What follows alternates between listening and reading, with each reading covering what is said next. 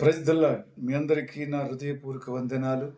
మీరందరూ సంతోషంగా ఉన్నారని మన ప్రభు అయిన మన యేసయ్య ప్రతి కుటుంబంతో ఆత్మికంగా మనందరిని రక్షించి కాపాడాలని, కరుణించాలని ఆయన చిత్తములో పైనుంట వాటిని వెతికి లోకరక్షకుడు లోకానికి పుట్టి ఉన్నాడని నమ్మి విశ్వసించిన ప్రతి కుమార్తె కుమారుడికి యేసుక్రీస్తు నామములో ప్రతి దినము నూతనమైన వాగ్దానముతో ప్రతి కుటుంబాన్ని కడుగుచున్న మన యేసయ్య ఈ రోజు కలువరి ప్రేమ ద్వారా మాట్లాడుచున్న మన గొప్ప దేవుని బట్టి, ఆయన సత్య వాక్యమును బట్టి నువ్వు నేను కూడా ఆనందించి సంతోషించాలని, ప్రతి కుటుంబంలో దేవుని నామముని దేవునిని నమ్ముకొని దేవుని పైన ఆధారపడి దేవుని చిత్తాన్ని ఎప్పుడైతే నువ్వు ఆయనను ఆనుకునింటావో ఆ ప్రభువే నిన్ను రక్షిస్తాడు. ఆ ప్రభువే నీ ప్రతి కోరికను తీర్చేవాడు, హృదయ కోరికను తీర్చేవాడు మన యేసయ్య కదా.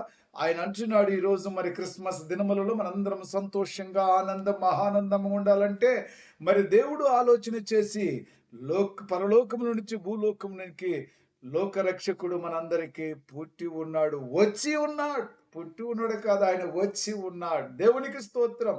మరి ఈ సమయంలో ప్రభు మనల్ని ప్రేమించి మనకిచ్చున్నట్టు వాక్యము యెషయా గ్రంథం 9వ అధ్యాయం 6వ వచనం.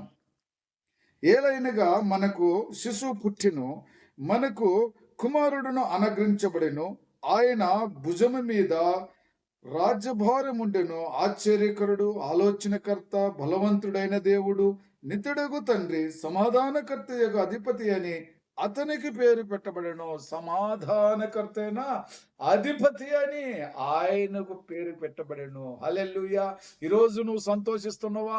పరలోకముల నుంచి భూలోకానికి దిగి వచ్చినట్టు, మానవ రూపములో వచ్చినట్టు, మానుడుగా శరీరాన్ని ధరించుకొని మానవ యొక్క అవతార రూపములో వచ్చి ప్రతి కుటుంబానికి వెలిగించటానికి వచ్చిన లోకరక్షకుడు, ఆయన ఆలోచనకర్త, లోకరక్షకుడు, ఆయన సమాధానకర్త, అధిపతి అయిన యేసయ్య మన మధ్యలో ఉంటున్నాడు. ఈరోజు సంతోషమా ఆనందమా కాదా?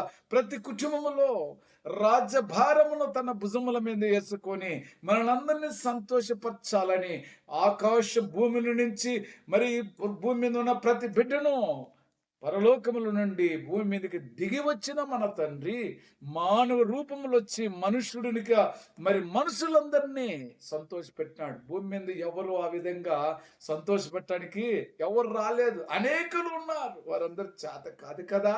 మన ప్రభు అయిన యేసయ్య పరలోకము నుండి భూలోకానికి దిగి వచ్చి క్రీస్తు జయంతి జరుపుకుంటానికి 25వ తేదీ ఆనందముతో నా పిల్లలు ఒక సంవత్సరం అంతా నేను కాచి కాపాడిన పిల్లలంతా మరి కోడి తన రెక్కల కింద తన పిల్లలను కాచి కాపాడి ఒక సంవత్సరం అంతా కాచి కాపాడి మరి ఈ 25 రోజున సజీవ లెక్కలో మీ పైన భారం అంతా తన భుజముల మీద వేసుకొని ఆ చేరుకోడైన మన యేసయ్య మనలందరినీ ప్రేమించి లోకానికి శిశువుగా పుట్టి అనుగ్రహించబడినట్టు ఈ గొప్ప దేవుడే ఈరోజు నీ కుటుంబాన్ని నా కుటుంబాన్ని ఆనందం మహానందము కలుగు చేసి ఈరోజు నువ్వు ఎంతో సంతోషిస్తున్నావా, ఆనందించున్నావా? నీ కుటుంబంలో మరి ఒక రోగం ఉంటే రోగం విడుదలైపోతున్నది కాబట్టి నువ్వు క్రీస్తుని నమ్ముకోవాలి, క్రీస్తును నమ్ముకోవాలి, మనుషులను కాదు. మనుషులపైన ఆధారపడకు.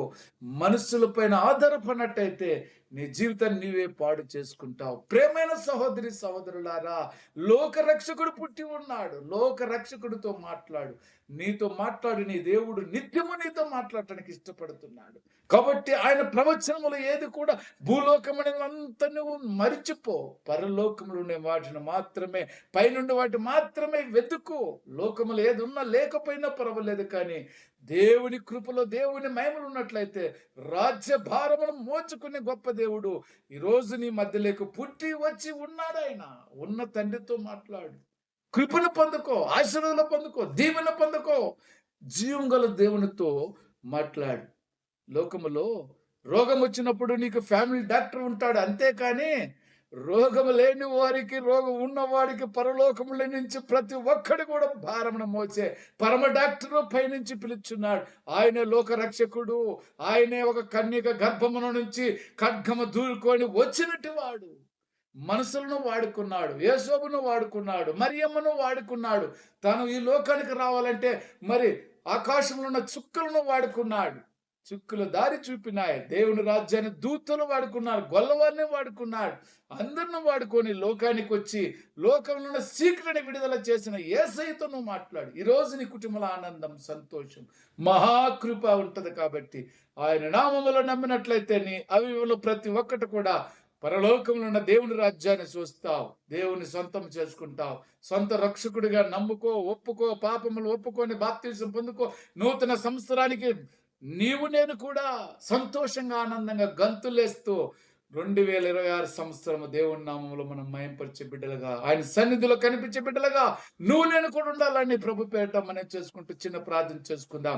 ప్రేమ కృపా జీవం గల తండ్రి, పరిశుద్ధుడా, మీ పాదములకు వందనాలు, స్తుతులు, స్తోత్రం అయినా అయా. 2025 సంవత్సరములంతా మమ్మల్ని కాచి కాపాని గొప్ప దేవుడా, 2020 సంవత్సరం నడిపిస్తావని నైనా క్రిస్మస్ పండుగలలో ఎంతో సంతోషం, ఆనందం, మహానందముతో నా ప్రభు ప్రతి సంఘములు కాపురుల తండ్రి, విశ్వాసుల తండ్రి, నీ నామముల తండ్రి, ప్రపంచమంతా ఒకే రోజు యేసుక్రీస్తు పుట్టి ఉండడని నమ్మి విశ్వసించి ఏ బిడ్డ అయితే ఆరాధిస్తే, క్రిస్మస్ అనగా ఆరాధించటం, క్రీస్తుతో జరుపుకోవటం, క్రీస్తును స్తుతించటం, క్రీస్తు సత్యం తెలుసుకోవటం, క్రీస్తు నడిచినట్టుగా నడచటం, క్రీస్తు బోధించిన బోధనే బోధించటం, నీతిలో నిలుచటమే మన పని. కాబట్టి క్రీస్తు నీలో ఉన్నట్టయితే ఈ రోజంతా ప్రభునామంలో మీరందరూ కూడా ఉండాలని, ఈ రోజు సంతోషించాలి, ఆనందించాలని యేసుక్రీస్తు నామంలో ప్రార్థించున్నాను తండ్రి. ఆమేన్.